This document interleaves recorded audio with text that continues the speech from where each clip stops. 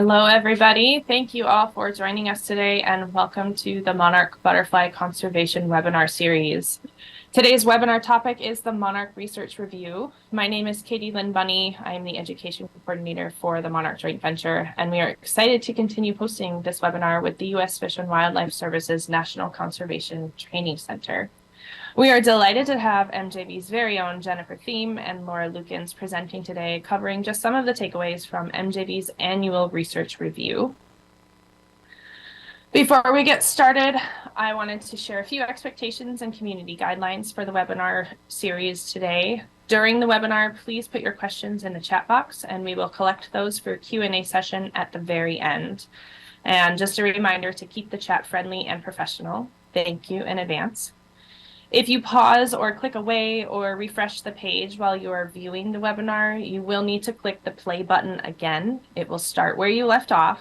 And if you want to catch up to where the webinar is currently, you'll need to slide the play bar at the bottom of your window to catch up to where we are live.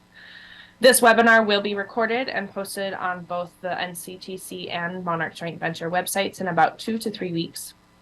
And the entire Monarch Conservation webinar archive is free and available to watch and contains about 7 years worth of Monarch Conservation webinars on both of our websites.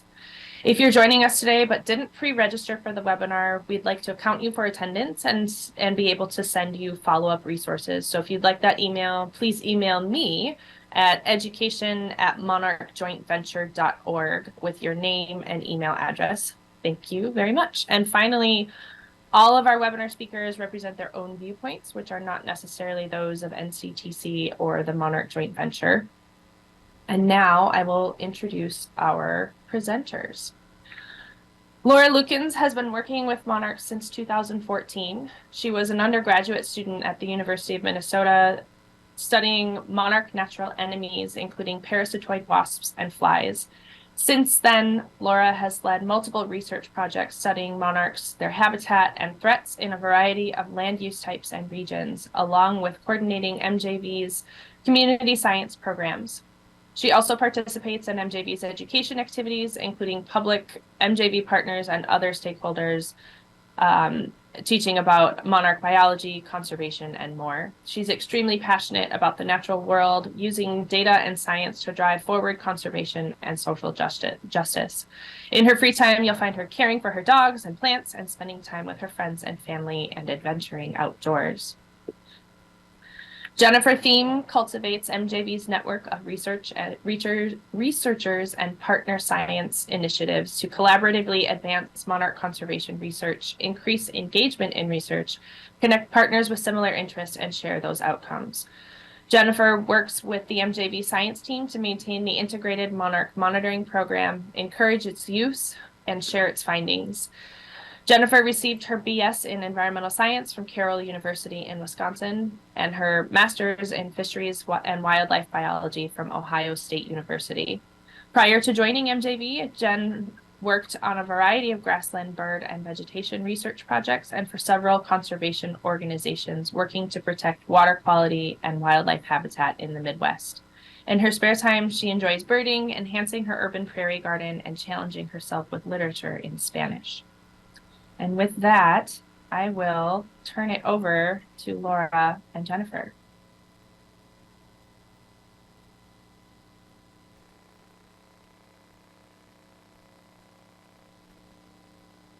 All right.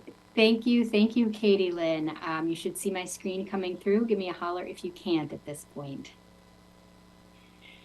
Thank you, everybody, for joining us for this Monarch Research Review. We're really excited to share a lot of information with you today about all the exciting research that went on in 2022 about monarchs and their habitat. So we are here today to share just a small subset of the information in our 2022 Monarch Research Review. So this MJV Monarch Research Review was started in 2020 to inform partners and monarch enthusiasts of the latest monarch conservation research. We recognize that there's a lot of research that occurs every year, and not only is it difficult to keep track of everything new that's coming out, but it can also be difficult to access the work or digest it. So each year, the MJV staff, its partners, and some others review and summarize dozens of primary research papers. We focus on those directly related to monarchs and acknowledge that there's a lot of additional research that occurs in relevant areas like general pollinator habitat or threats to Lepidopteran more broadly. So we narrow our focus to a manageable workload, and I really want to thank our volunteer reviewers for their contributions that they make every year to this product. I also want to note that MJV doesn't necessarily endorse all these findings. We are just here to share this research that's already been peer-reviewed, and we're here to help summarize it and place it within context to other monarch research. We also, in this research review, include links to open source articles, which are free, and we encourage you to check out any of these papers directly. To access a non-open source article, contact the authors directly, and the authors' email addresses are usually listed on the same link as the article. So all that said, our 2023 research review will begin soon. If you're interested in participating in this year's research review, drop me an email. We provide a template and a list of articles that you can choose from and help guide you through the process. This year's categories included some general takeaways, monarch ecology, threats and stressors, and habitat, each of which includes several subsections within our review. The categories change every year because each year's research is different. And today we're going to highlight a subset of articles covered in this research review, and we're going to jump right into the monarch ecology research. So if you're interested in that higher level conservation planning and research methods, check out the review itself so you can read up on those articles.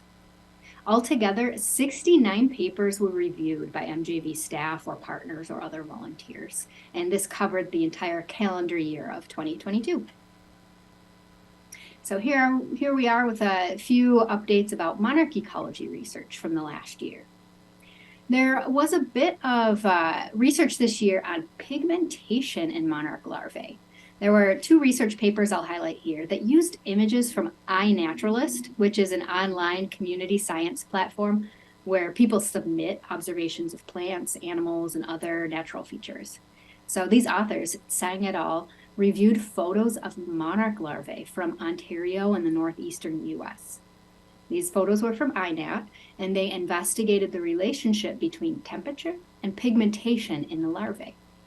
They found that caterpillars developing in warmer climates or lower latitudes were lighter in color, and they displayed thinner black stripes than those in cooler climates. This graph is a conceptual representation of that, and it shows a positive relationship between the latitude and the darkness of pigmentation.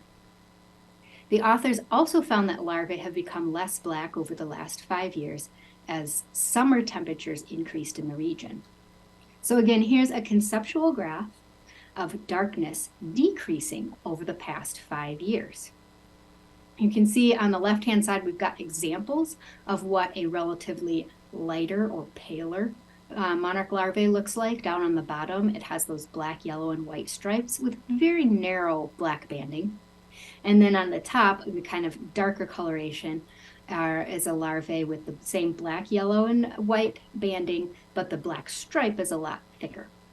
So over time, the past 5 years, this research has shown paler and paler monarch larvae.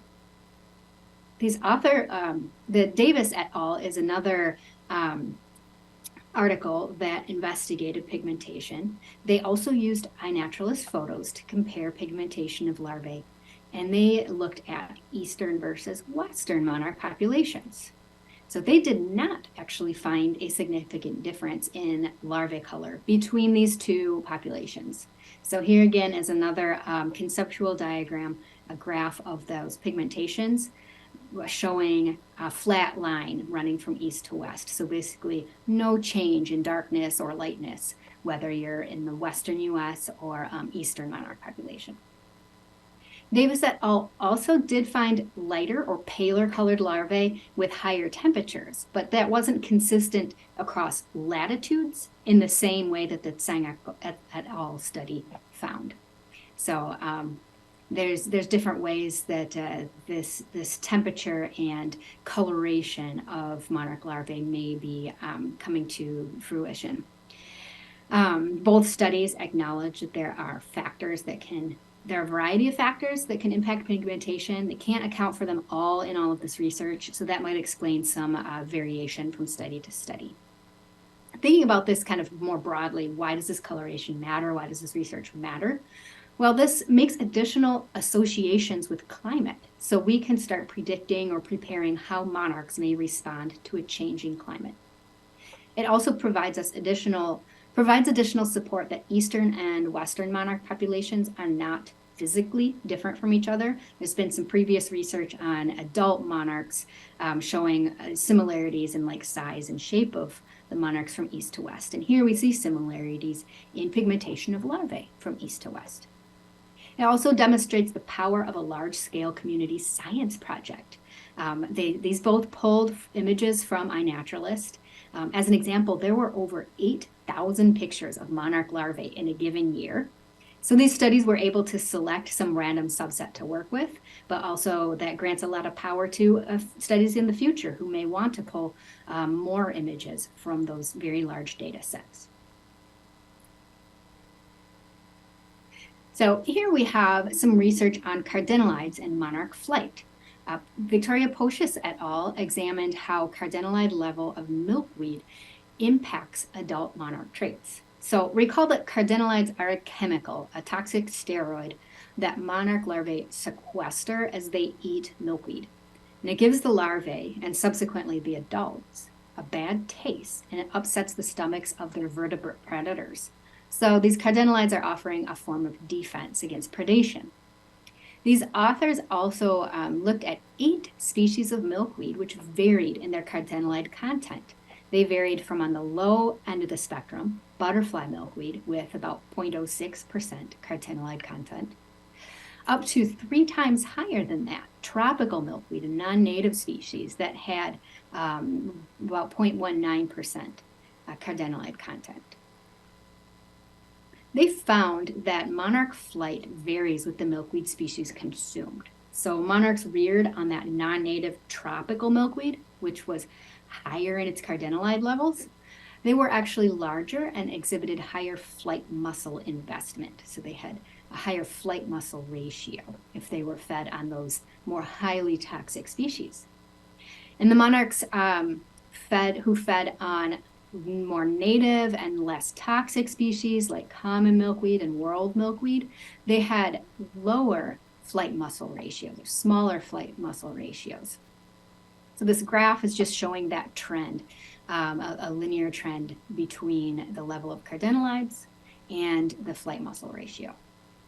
Increased size and muscle development, so having a higher flight muscle ratio, requires higher energy investment.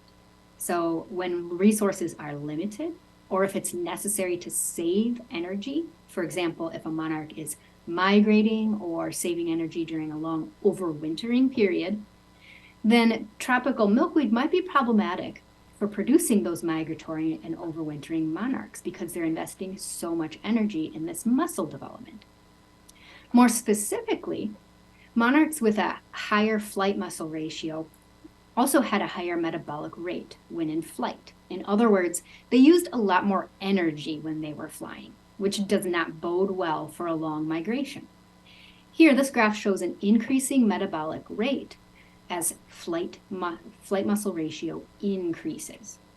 This trend is more dramatic when the monarch is in flight. So this red line, which is steeper, and then when the monarchs are at rest, that relationship is a little less dramatic. This blue line is a little flatter. But regardless, when they have higher flight muscle ratios, they have higher metabolic rates.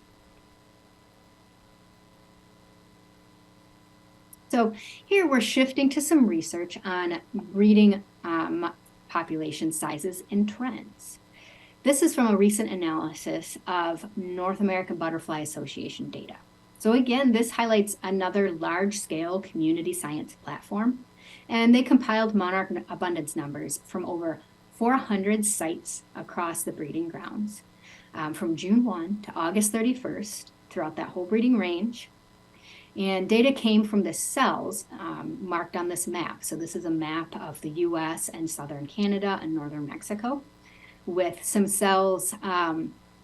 There are more of these cells in the Midwest, scattered through the East and the southern US, with a good handful in California, with fewer cells, meaning less data, in much of the western US and the Front Range. So the population trend for each of these cells is indicated by the cell's color. The more purple the cell is, the more more purple cells showed an increasing breeding monarch abundance, and then the yellower cells showed decreasing trends. There are also some highlighted cells. So the highlighted blue and pink cells show significant trends, with the blue showing a significantly increasing abundance trend and the pink showing a significantly decreasing trend. So the authors averaged all these cells, some with increasing and some with decreasing trends in monarch breeding abundance. And together, all of those averaged a slightly positive overall trend. So that suggests an increase in breeding season monarch abundance over time. Then they broke these apart region by region.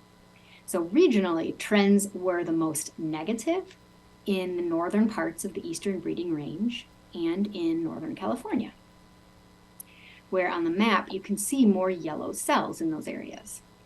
The most positive trends were observed in the southeast and the northwestern US. While overall the trend in abundance was slightly positive, it's important to consider those regional differences. For example, the negative trends in the heart of the monarch breeding range, so here in the central in Iowa, Illinois, Missouri, that could be problematic for the overall population because these areas historically produce the most monarchs.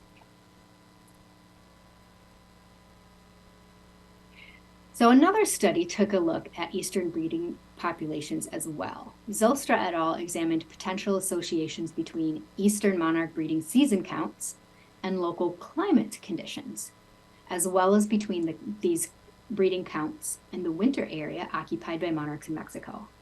The effects of temperature on monarch counts were dependent on location. So temperature increases resulted in a positive effect on monarch counts where it was relatively cool. But in areas that were relatively hot already, an increased temperature actually had a negative effect on monarch counts. So they projected temperature and precipitation changes in the upper Midwest over the next 80 years. So I'll flip over to the next slide to take a closer look. There are two maps here, and they show the Midwest and the forecasted percent change in monarch counts across the Midwest summer breeding grounds for monarchs. So these two panels show the forthcoming 20 years. There's a panel for the Midwest from 2023 to 2043. On the left is projected change under a low carbon and emissions scenario. And on the right is the projection of monarch abundance change under high emissions scenario. Their coloration is roughly similar, just estimating by eye. So darker red, which is primarily in the north of this map, like in northern Minnesota, northern Wisconsin, shows somewhere around a 20% decline in breeding monarchs over this time period. And there's actually potential for increase in central Ohio and eastern Ontario. The bottom panel, here are two additional maps looking at 2080 to 2100. And again, we have low carbon emissions scenario on the left and high carbon emissions scenario on the right. On the left, toward the end of the century, we're looking at generally some decrease in breeding monarch abundance to the tune of like 20 to 40% decline. And under the high emissions scenario, much of the region loses about 80% of its breeding monarchs. The authors suggest that it may be prudent to focus habitat restoration in areas most likely to be suitable for monarchs in the future. For example, Ohio, in some of these scenarios, has some projected increases. So those may be good areas for focusing conservation efforts. Now I'll move on to an interesting study on larval development in California. This team of researchers conducted weekly surveys for monarch eggs and larvae from spring through the fall in Davis County, California. These 3 graphs show the number of monarch eggs and larvae found in each of the 3 study years. In each year, there's a peak of activity around April or May, which is mostly eggs, shown in purple. And then a second peak around August to October, which contains more older larvae, which are shown in the yellow. So they found these 2 peaks in monarch reproduction and found that survival was lower during that early peak. You can see there's a lot of eggs that they found, but very few older instars. They also found that in the early season, so during that April and May period, when there were larger milkweeds, they found more eggs and larvae. And when there were less predators, they found more eggs. Then they looked at the later season peak, so the August-September peak. And actually, when there were smaller milkweeds, they found more eggs. But if there were larger milkweeds, they'd find more larvae. And then thermal stress, so if there was less thermal stress or essentially fewer days with really high extreme temperatures, they would find more eggs and larvae. So what's that all mean? Since the factors that constrain these seasons, or what the authors dubbed windows of opportunity, these factors are so variable, and the factors impacting egg and larvae production also differ, meaning like in the early season, there might be more eggs with larger milkweed. In the late season, there's more eggs when there's smaller milkweed. These are really variable. There's potential for big swings in reproductive success from year to year. And that might help explain some of the wild increases and decreases in Western monarch populations that we've seen recently. So if a lot of these factors align in a positive way, such as having more milkweed and fewer exceptionally hot days late in the season, and it aligns with that right breeding window right in August and September, then larval survival could be really high and lead to very high overwintering abundance. We also learned a bit about fall monarch reproduction this year. So first thing to clarify, there's not a hard and fast deadline or date after which monarchs develop into non-reproductive, non-migratory monarchs. There can actually be this pre-migration phenomena or phase where later in the summer, breeding monarchs kind of start that journey south, breeding along the way. As reproductive monarch, they're probably not going to make it to the overwintering grounds, but they are producing monarchs that do. The study was looking at those during that sort of fall monarch reproduction period. They examined Asclepias viridis, so green antelope horn, or it's also called spider milkweed. They looked on these in Texas for both queen and monarch eggs and larvae in a 28-acre field in northeast Texas. And they looked at both queen and monarchs because it's impossible to distinguish between these species' eggs by eye. So they tracked the individual eggs and larvae all the way through the 3rd instar to estimate survival, and they recorded other arthropods on the milkweed as well as fire anthill abundance. All told, across both species, they found a 51% egg hatch rate. And then once the eggs hatched, they could ID this larvae to species. So when they were both grouped, those eggs, whether they were queen or monarch, they had a 5 to 17% chance of surviving to the 3rd instar. If they subset them out and just looked at the monarch's survival from that 1st instar, when they could actually tell it was a monarch, and surviving all the way to the 3rd instar, those monarchs had a 12 to 19% chance of survival.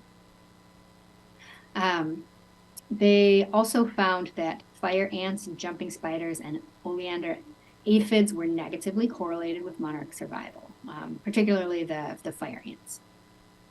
And they found that in their study, the egg hatch rate and the daily survival was lower in 2017 than in 2018. And they noted that there was a drought in 2017, and there was higher than normal precipitation in 2018. So the authors attribute that lower survival in 2017 in part due to those drought conditions. So that they noticed was negatively impacting milkweed phenology. So basically those milkweeds were really just drying up and not available as a resource to the monarchs in that year. So these authors suggest that the southern US makes an important contribution to the fall migration and that habitat should be maintained to promote native milkweed growth in the fall. So that's a summary of the monarch ecology, some highlights from our research review. Now I'll turn it over to Laura to talk about some threats and stressors and some updates in habitat research. All right, thanks, Jen. Let's see, I'll just switch my screen. Jen, while you're there, can you let me know if you're seeing this okay? Yes, it's coming through. Lovely. All righty. Thanks, Jen. So, yeah, thanks everybody for being here. We're excited to share a little bit more about threats and stressors. So I'll start by talking first about pesticides and what we've learned in 2022, focusing on this study by Halsh et al.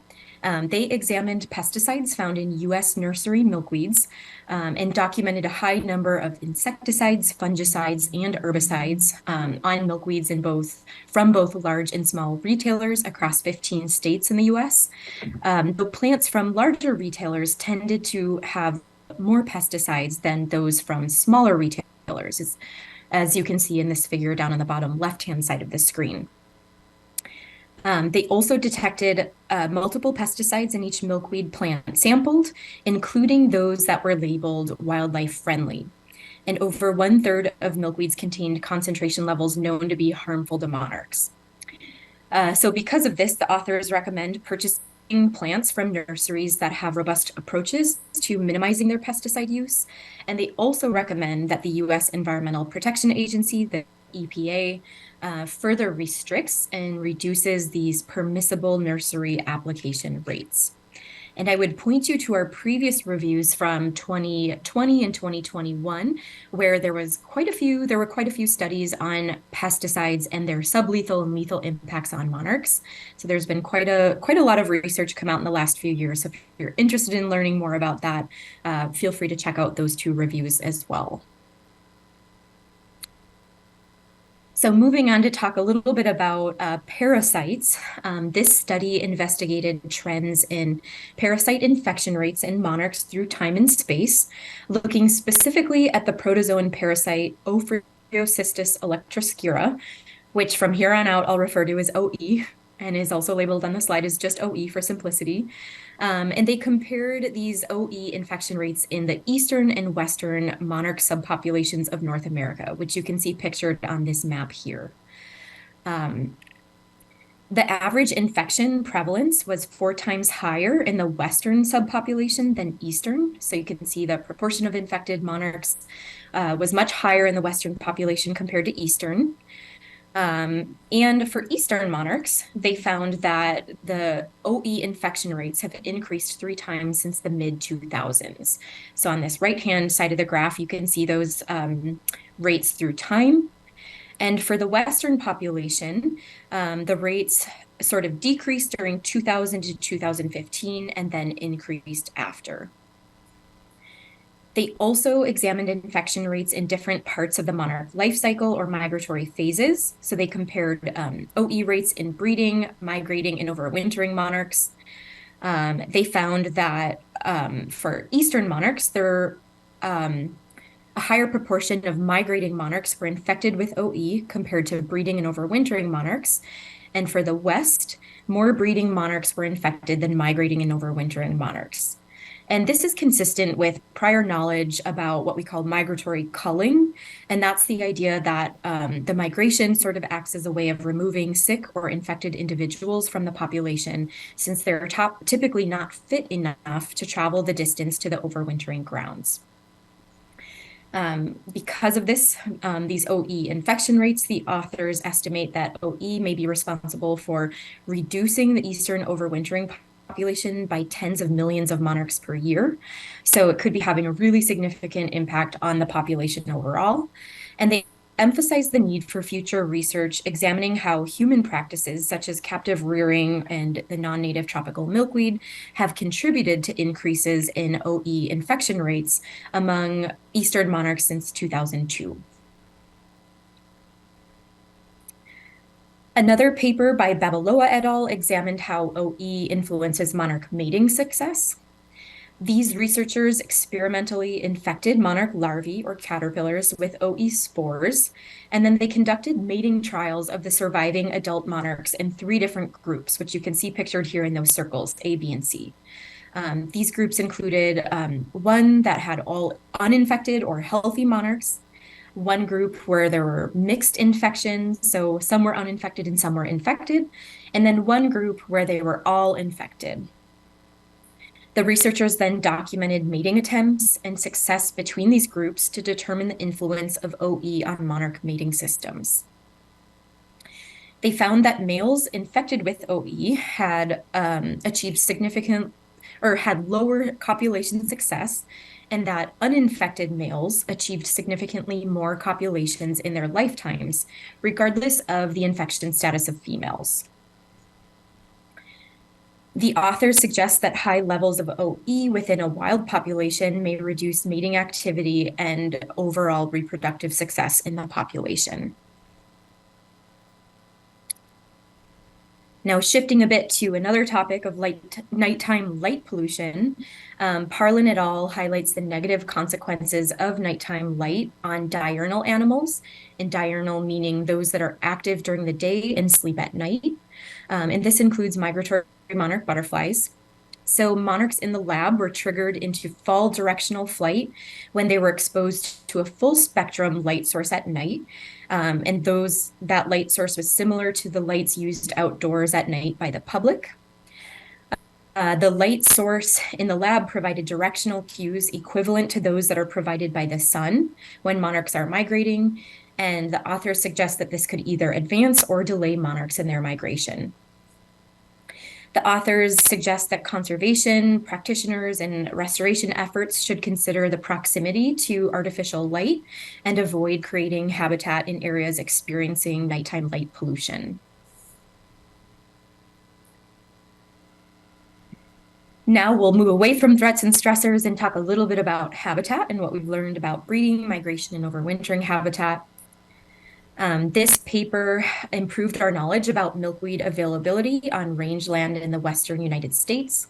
These authors analyzed USDA National Resource Inventory data from 2009 to 2018 to characterize the distribution and density of milkweed plants across 17 US states. And this was non-federal rangeland. They documented 22 different species in those states, and they found that densities were highest at a latitude of 35 to 40 degrees and longitude of 95 to 100. So you can see in this map on the right-hand side, these different cells have different numbers, which represent their, basically tells you how high milkweed density was in these various regions, with the lower numbers representing higher milkweed densities. So number 1 is the cell that had the highest milkweed density. They noted that 89% of the total milkweed was located in the states of Kansas, Texas, Nebraska, South Dakota, North Dakota, Oklahoma, and Montana. And they found that the dominant species were Asclepias viridis, green or spider milkweed, Asclepias syriaca, common milkweed, Asclepias verticillata, world milkweed, and Asclepias speciosa, showy milkweed. They found that Asclepias viridis occurred most frequently across this range, and that Asclepias speciosa grew in highest densities. Another study by Tracy et al. Mapped the distribution of 26 milkweed species, located 2 migratory funnels, and identified a potential gap in habitat connectivity within South Texas. They identified 4 South Central U.S. milkweed species as being particularly important to monarchs, and those included Asclepias asperula or antelope horns, green or spider milkweed, Zizotes milkweed, and broadleaf milkweed. Broadleaf milkweed, they highlighted, was an important late season host for monarchs, with the other 3 being utilized most during the early part of the season. They noted that butterfly weed or Asclepias tuberosa and green comet milkweed were selected less than the other species, and that despite being available in the region. And then that honey vine, Cyniantium leve, was among the top 5 utilized species, but was lower in availability. 70% of monarch larval activity occurred during mid-March to mid-July, with the remaining 30% occurring during mid-August to late November. And the authors suggest that conservation of grassland, herbaceous, and developed land cover categories, including roadsides and urban areas, may benefit monarchs by improving milkweed and nectar plant resources. This study also utilized community science data, and Jen highlighted the importance of those data in really furthering our knowledge a little bit earlier ago. But these authors also highlight the importance of random sampling in future studies in order to collect more representative data. And they noted that they had to correct for biases in community science data that were clustered around population centers.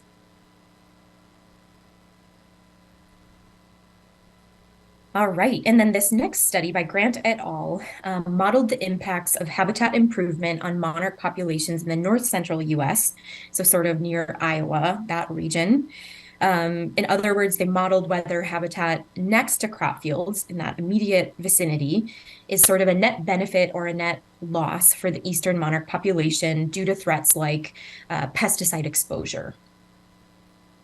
The results of this study and their modeling indicate that establishing monarch habitat near crop fields, right next to them, even with herbicide and insecticide use, would have an overall positive impact on the monarch population.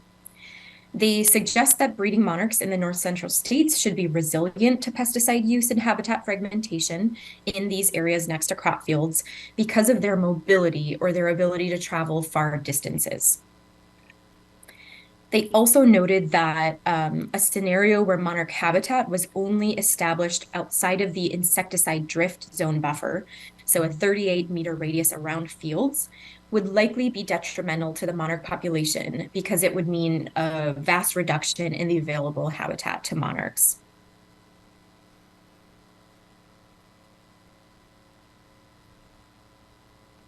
All right, now we'll shift to talking a little bit about overwintering habitat, specifically in central Mexico. This paper by Lopez Garcia et al. Investigated forest cover trends in central Mexico, including within the monarch butterfly biosphere reserve, as well as the surrounding forested areas. So the darkest gray color on the map here refers to the core area of the monarch butterfly biosphere reserve. And then this lighter gray, the kind of medium gray, is the buffer zone of the butterfly reserve. And then this lighter gray represents the regions outside of the monarch butterfly biosphere reserve. The study used data from 1994 to 2017 to understand how forest cover has changed in these areas during that time period. The results of this analysis suggest that there's been an overall 1% increase in total forest area. And they note that most of the forest recovery, that increase, has occurred outside of the biosphere reserve.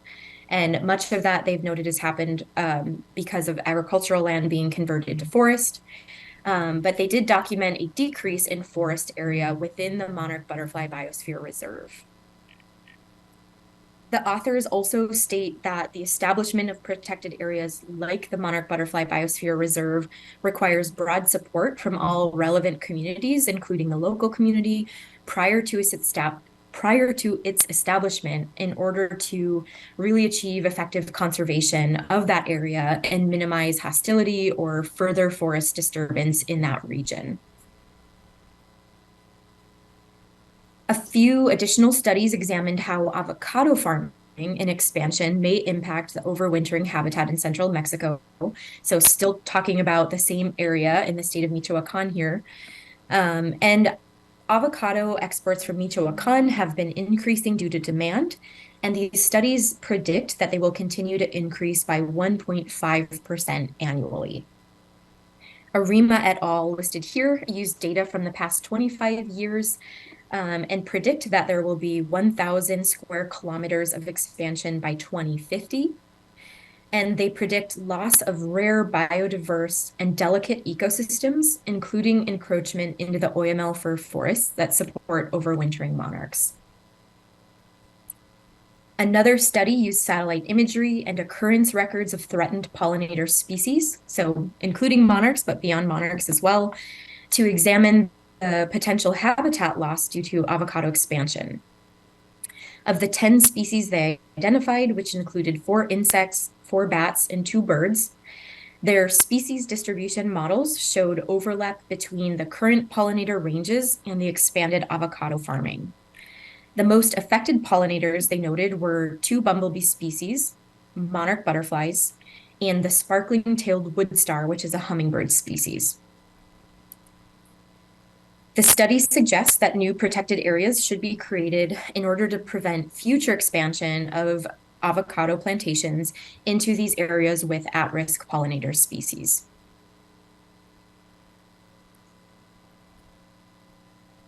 And lastly, there were a group of papers that assessed or sort of studied habitat establishment and management. And so the first was by Leone et al., which I'll highlight here. They examined impacts of grazing and prescribed burning on bee and butterfly communities in Minnesota tallgrass prairie. They found that the effects of management differed by pollinator group. So butterfly abundance was higher in burned prairies than those that were grazed.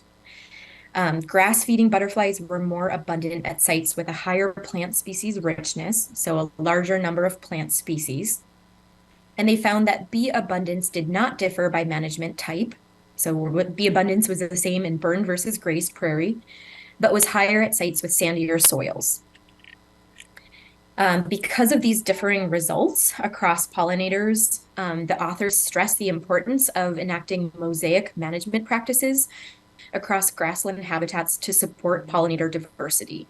And they recommend that management plans should be tailored to wide groups of pollinators rather than using one species as a proxy for others, since these effects of management really differed depending on the species and the group of pollinators you're looking at. Another study by Ranella et al. Studied forb establishment in former cropland of the Great Plains, including Colorado and Montana. They found that seeded forb cover was lower than 10% in most sites, with no seeded forb species found in 23% of their sites. So 28, that was 28 out of 120 sites studied. They provide recommendations for improving the establishment success of flower or forb species, and that includes increasing forb seeding rates, suppressing weed competition, reducing grass seeding rates, and they recommend that we need further research on the impacts of herbicides on flowering plants before and after establishment. Glidden et al. Evaluated the effects of seed mix design as well as management on ecosystem services, including erosion control, weed resistance, and pollinator resources in the Midwest. And they found that first-year mowing, so mowing in the first year of a planting, accelerated native plant establishment in all of the seed mixes they studied. And they found that planting in the dormant season improved establishment success of both spring and fall forbs. The authors recommend planting a diverse seed mix that is balanced in terms of grasses and forb species.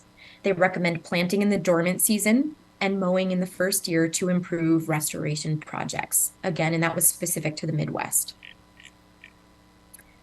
And then lastly, Davis and Stoico surveyed private residential landowners in Ohio to help identify barriers to native plantings. They found that most of the landowners did not have a strong intent to plant native species, even when they were provided with support in terms of cost assistance, labor, and online resources. And they found that they often had more knowledge on where to purchase plants than how to actually plant or care for them. They also found that they tended to be more knowledgeable about tree care than pollinator plants. And so they recommend that these findings, these results should help inform our educational and outreach efforts that are designed to expand pollinator habitat, especially in residential or urban areas.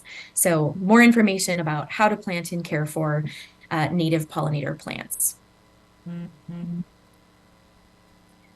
So that is just a really short summary of all of the different research that was included in the research review. We certainly didn't hit everything. As Jen noted, there were 69 papers in the review. So we gave you just a little taste, a very short summary of some of them that were in there. And if you'd like to explore more, you can find the research review as well as the previous years linked on our website at this link here. And then I wanted to also share a tool that is available out there for you to find different articles according to the topic or year you're interested in. So if you haven't heard of Google Scholar, it's a really great tool. There's the website located on the bottom of the screen here.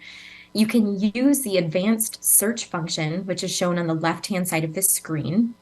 And that allows you to search by certain topics, phrases, by certain years or authors. So for instance, you could type in, maybe you're interested in just Monarch papers from 2022 to 2023. You can do all kinds of different searches, and then it will come up with a variety of papers, and you can continue filtering in this left-hand menu here. And as Jen noted, some of these papers are open access, meaning you can access them for free, and sometimes they're behind a paywall. So it really depends on the paper. In our research review, we do note, as Jen said, which ones are open access and which ones are not, and they all have links associated with them in our reference list. So with that, I'd like to say, again, just one more huge thank you to all of the volunteer reviewers and MJV partners that made this possible. They spent a lot of time helping us compile and put together these reviews, and we couldn't have done it without them. So huge thanks. And Katie Lynn, I will pass it over to you or whoever else to go through questions. Wonderful. Thank you, Laura and Jen, for sharing your knowledge and all of the topics that you covered today from the research review. As Laura said, there are many more that can be found in that document, and we'll be sure to share the link to that in the follow-up email. We're going to take the next few minutes for Q&A, so if you haven't put your questions in the chat yet, please do so now so we can hopefully get to them. If we don't have time to answer every question, we'll send out the remaining questions for Jen and Laura to answer, and we'll include those answers in the follow-up email that we send out hopefully later this week.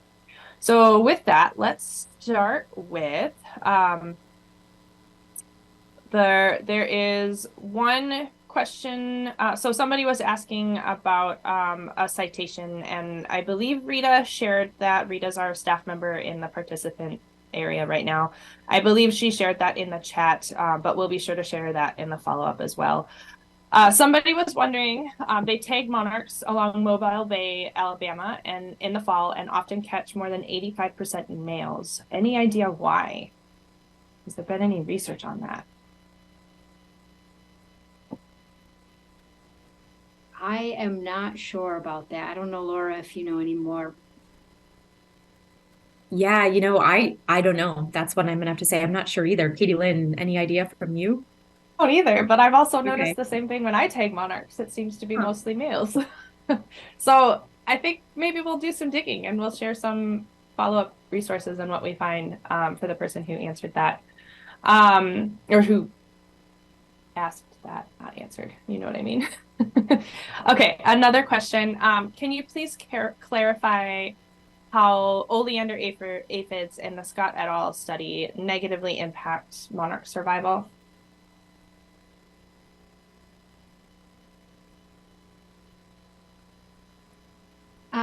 They were measuring the amount of oleander aphids that were on the plants. And so where they were finding areas with higher levels of those aphids, they were seeing a negative relationship. So they were finding big aggregations of the aphids. I don't know if they didn't really expand too much on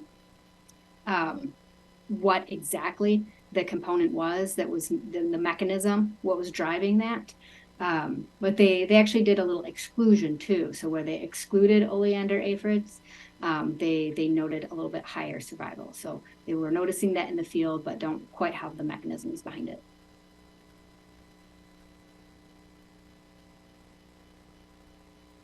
Sorry, let me unmute myself. Years ago, the Georgia Highway Department planted flowers in the right-of-way in the center lanes. Would that help butterflies? Okay, I can take this one. In the center lane, so probably being referring to the median within kind of the middle part between a highway. I don't think we had any, there were no papers included in this review, but we have been working with a group to sort of assess the recent literature and understand various threats to monarchs associated with roadsides. And that is one thing we were reviewing in terms of the literature. And I will say that there's not a lot of data on that, on mortality associated with native plants in the median versus other areas. So I think that the answer is sort of we don't know. We don't have the data to say whether that is sort of a net gain or a net loss for monarchs in terms of mortality and relating to other species that might use that habitat as well. And that's specifically for the median, right? Because there is research on other rights of way on like the actual sides of roadsides. Yep, specific to medians is what I was referring to. But in general, sort of the scientific opinion overall is that roadsides, at least in the Midwest, in a lot of areas, in most areas, tend to be a net gain for the monarch population. There are a lot of monarchs produced on roadsides. So they think there are more produced on roadsides than there are lost in terms of vehicle collisions or other threats. Got it. And somebody's wondering if we know what the impact of the late snow in California is, or any thoughts? Well, I was just there. I can chime in, and then Jen, if you have anything else. I don't know. I don't know if we have a lot of data on that at the moment, but I think what I've heard from being there is that things are sort of behind. So maybe milkweed is a little bit behind and other plants are a little bit slower behind in terms of the cold. But I don't have anything really more than anecdotal observations to share. Jen, feel free to chime in if you have any other thoughts. No, I didn't know there was significant snow in California at this point. Great. Okay, next question. This is referring to one of the papers you were referencing. When were the first year grass for plantings mowed? Was it before or after flowering? You're muted. Yeah, I would have to go look for that exact specific. I don't remember exactly when that first year mowing occurred. Can you repeat the question, Katie Lynn? What was it before or after what? Was it after flowering? After flowering. My guess, I think typically, Jen, you can chime in if you know here, but I think typically they're mowed earlier on in the season. I guess I'd have to double check. I'm not positive. I'd have to go look at that one for the exact detail. I'm not sure. Okay, we will follow up on that one in the follow-up email. And yeah, that was the Glidden et al. So I can certainly open that up to get the exact date so I don't say that incorrectly and we can along. Yes, we'll follow up with that. And then another question, should tropical milkweed be discouraged?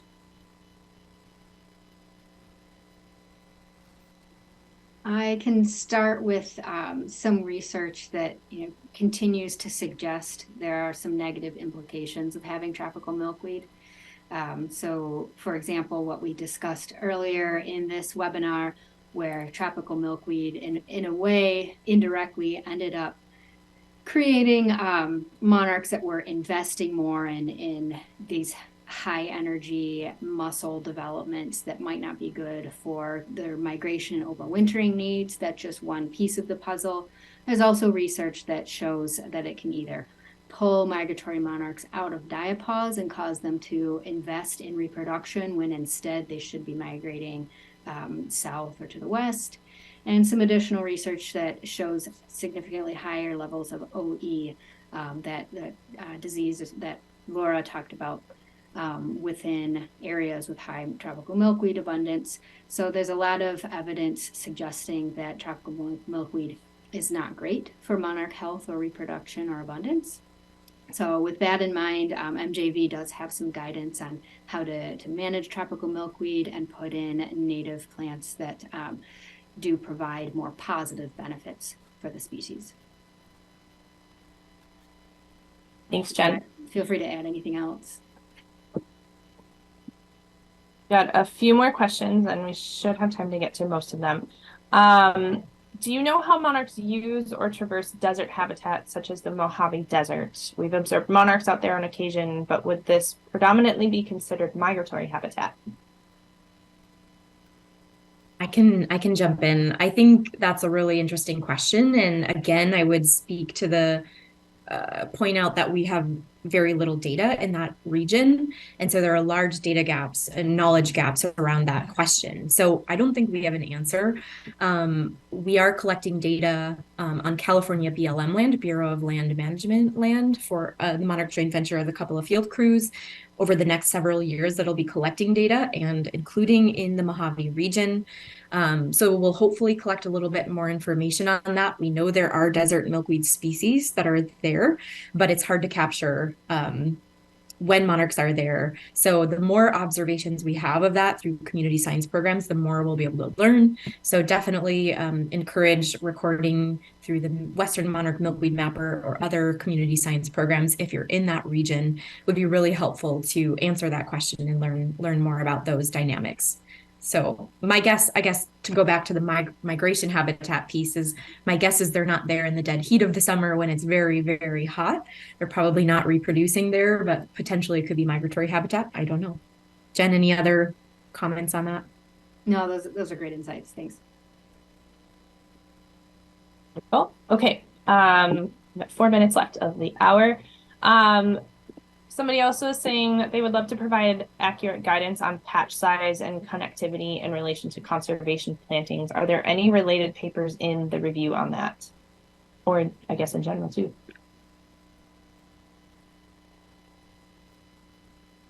I can mention a couple that might not be, they're a little older than this review. So Laura, maybe you know more familiar with what's in here, but they're thinking of 2 studies that looked at kind of patch size and landscape context and how it impacted monarch movement and abundance. One of them, and we can send these after in a follow-up email. One of them was by author Bruce, who was studying landscapes in Southwest Wisconsin. And another, there's some additional studies from Central Iowa, I think, by the author Fisher, who was looking at how monarchs moved between patches and what the distance between patches needed to be. I think in the Iowa study, they found that these monarch flights were around 50 meters typically. So trying to keep those patches close together was helpful. And the Bruce et al., the conclusions are escaping me a bit, and Laura, you might recall those more directly. I'm trying to also recall, but I would need to go refresh my brain on that. But we could certainly follow up with those papers in the follow-up email. Adding that to my list. All right, I think we might have time for one more question. Let me find out where I was. Okay, I know this is chiefly a research update, but have there been any regulatory updates with the potential ESA listing decision coming down the road? I think the short answer is no. We don't have any info until when it happens in the upcoming year or so. Yeah, those regulatory updates will come when and if the listing actually happens. And there will be, from my understanding, like a public comment period and all that kind of stuff once all of that stuff is proposed, and then it becomes law eventually. But nothing yet. We'll find out when that decision comes. And that's the fiscal year of 2024, right? So anytime Fiscal from year of 2024. So anytime from October of this year to September of 2024, which is when the government fiscal year begins and ends. Yep. Okay, I think we have time for one more, and I know there are a few more we didn't get to, but we'll follow up with those answers in the follow-up email. I saw an article this past weekend about using AI to identify weeds while using drones to spray insecticide in an attempt to cut down on insecticide use. Does anyone know if milkweeds were counted as weeds? I actually hadn't heard of that, but that sounds really cool, and I would love to learn more. Whoever sent that question, if you could email us that article and we can do some more digging on it. But Jen and Laura, have you heard of that? All of our faces were like, what is this? That doesn't specifically ring a bell, so I'd love to have that paper shared with us. We're trying to stay on top. There's a lot of really cool developments in drone technology and remote sensing, so we might be able to help figure that out, or I appreciate you bringing that to our attention. Yeah, so if you ask that question, please share the article with us. You can just email education@monarchjointventure.org, and I'll make sure it gets shared out to the rest of the staff, and we'll see what we can follow up with you on. Unfortunately, that is all the time we have for today. There were a few questions we did not get to, so Laura and Jen, I will be reaching out with those, and we can get those answered for the follow-up email. Thank you again, both of you, for presenting today, and thank you to NCTC for hosting us once more, and to all of you for participating. We hope to see you for our next webinar, when we will be joined by staff from Wakantipi on Wakapi, who will be presenting on protecting sacred land in urban areas on May 23rd at 1 p.m. Central Time. So if you have not registered for our webinar series, please do so. You'll receive a link in the follow-up, or you can find it on our website so that you can get the link to join that webinar and the reminder. Otherwise, thanks again for joining us, everybody, and we will see you in May.